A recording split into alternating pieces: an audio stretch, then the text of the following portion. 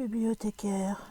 Si vous voulez un peu de surnaturel, vous êtes sur la bonne vidéo.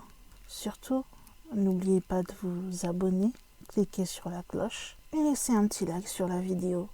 Ça fait toujours plaisir. Et maintenant, ouvrez bien vos oreilles. Bonjour chers amis bibliothécaires, j'espère que vous allez bien. Aujourd'hui, nous nous retrouvons pour une vidéo de témoignage paranormal.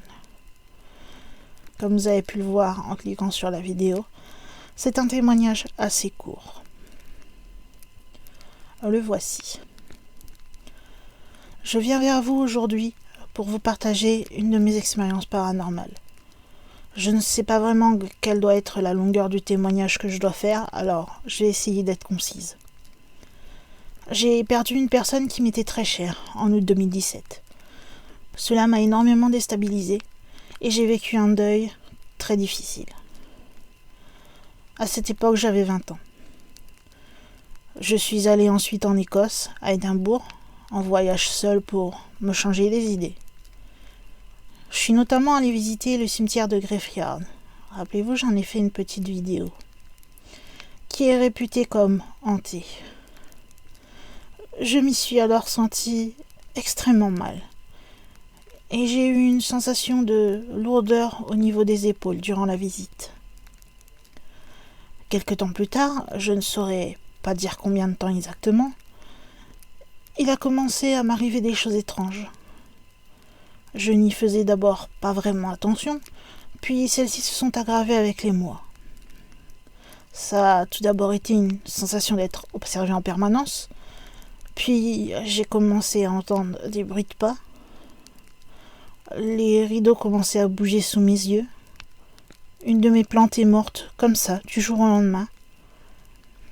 J'ai également vu des objets bouger sous mes yeux, entendu des cognements, vu des douleurs physiques, les mains et les pieds qui brûlent, entendu des bruits de grattement contre des objets.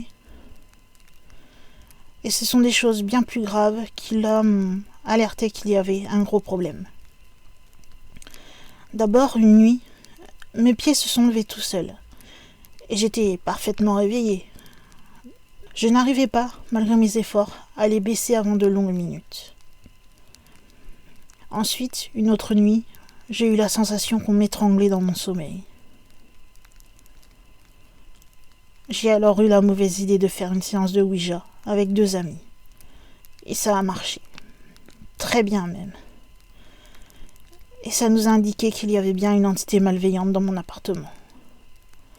J'ai alors contacté une médium, nommée Cyrielle, qui est une spécialiste dans les dégagements d'entités.